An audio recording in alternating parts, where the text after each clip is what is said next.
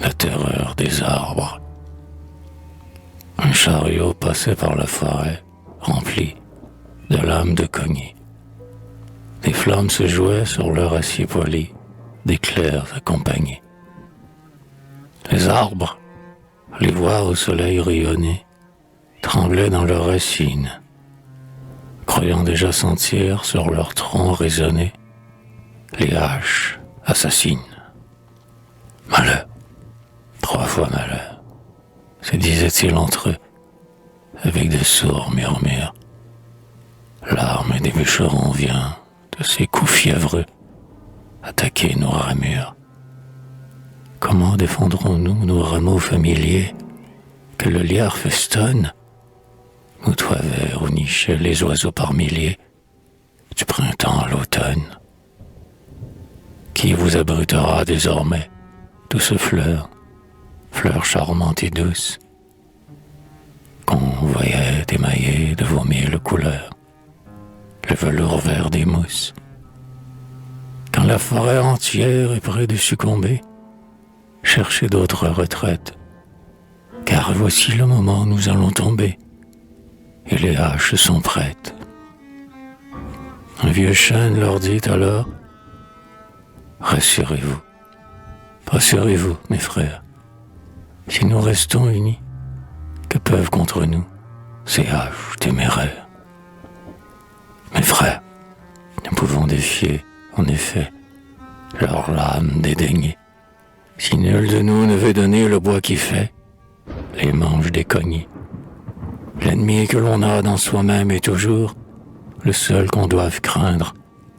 Ceux du dehors, si on leur refuse son secours, ne peuvent nous atteindre.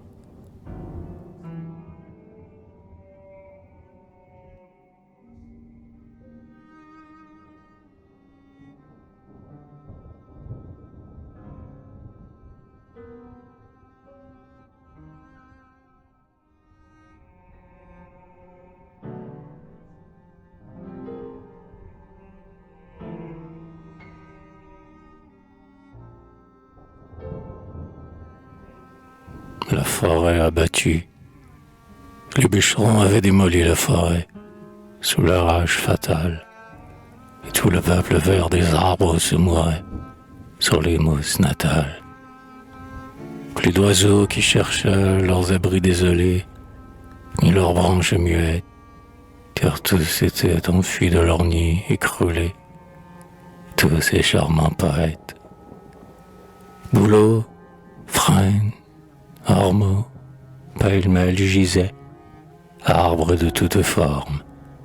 Les chênes étant tombés près d'eux, ils lui disaient: à quoi donc, chêne énorme, à quoi donc te sert-il d'avoir rempli les cieux de tes rameaux sans nombre, et d'avoir obscurci, superbe et glorieux, la forêt de ton ombre? À quoi donc te sert-il d'avoir été géant, glorieux et superbe, car nous voilà couchés dans le même néant, tous ensemble sur l'herbe? Compagnons, il n'y a rien de commun entre nous, leur répondit le chêne. L'âtre des paysans vous dévorera tous dès l'automne prochaine, car vous ne serez bon qu'à chauffer leur foyer quand soufflera la bise, et les enfants riront à vous voir flamboyer parmi la cendre grise, tandis que je serai trône dans un palais, colonne dans un temple, ou nef que l'océan, peint de 1000 reflets, dans son miroir contemple. Amis, ne prenons point exemple à ces jaloux qui n'ont qu'un but futile, mais tâchons de laisser, homme ou chêne, après nous, quelque chose d'utile.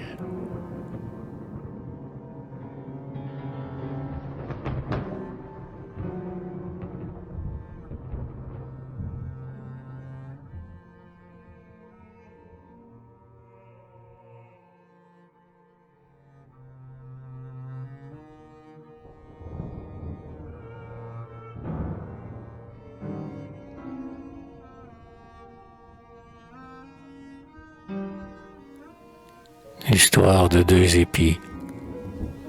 Premier épisode. Au milieu d'un champ de froment, un jour deux épis côte à côte se trouvaient, l'un la tête haute, l'autre penché modestement. Hé, fit l'un d'une voix pincée, mon cher confrère, dites-moi, pourquoi toujours ainsi?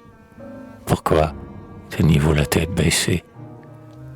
Oh, modestie, orgueil des sots, voyez comme j'ai belle mine, sur tous les épis je domine, ainsi qu'un roi sur ses vassaux. Ces champs si vastes est mon empire, l'été me verse ses chaleurs, et la brise à toutes les fleurs prend les doux parfums que j'aspire. Tandis que, le front dans les cieux, je me prélasse dans ma prose, comme vous avez l'air morose, et puis rêveur et soucieux. Oh, cela se comprend, dit l'autre, peut-être un peu grossièrement. Ma tête est pleine de froment, et pas un seul grain dans la vôtre. Il faut une moralité à toute fable, dit un sage. Or je me conforme à l'usage, et je déduis ma vérité. Si vous ne l'avez pressenti, touchez-la du doigt et de l'œil. L'ignorance donne l'orgueil, la science, la modestie.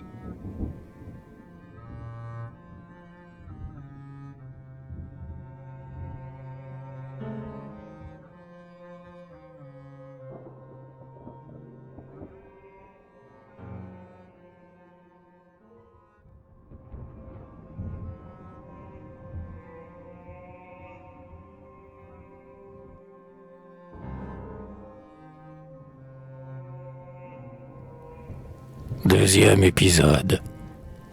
Quel bruit de fête dans la plaine. Partout résonne une chanson, car c'est le jour de la moisson, et toute grange sera pleine. Voyez, sous les coups redoublés, de la faux qui tourne et travaille, comme sur un champ de bataille, tomber les escadrons des blés. Ah, quel javel superbe, Dieu nous prodigue un vrai trésor. Seigle et froment aux graines d'or, quel beau bouquet nous font vos gerbes. Or, comme la faux va toujours, frappant dans la récolte mûre, l'un de nous deux épis murmure, hélas, c'est fait de nos beaux jours. À quoi donc nous sert-il, mon frère, d'avoir vu le printemps fleurir, puisqu'il nous faut l'été mourir, car voici l'heure funéraire. Pour y songer en ce moment, il est bien tard, le répond l'autre. À chacun sa tâche, et la nôtre, c'est de produire du froment. Elle dit, et l'acier étincelle, et voilà nos épis fauchés, et tous deux sur le sol couché, au beau milieu d'une javelle. Comme on engrange la moisson, vient le maître qui la visite. Hors d'ici l'épi parasite, puis il expulse sans façon.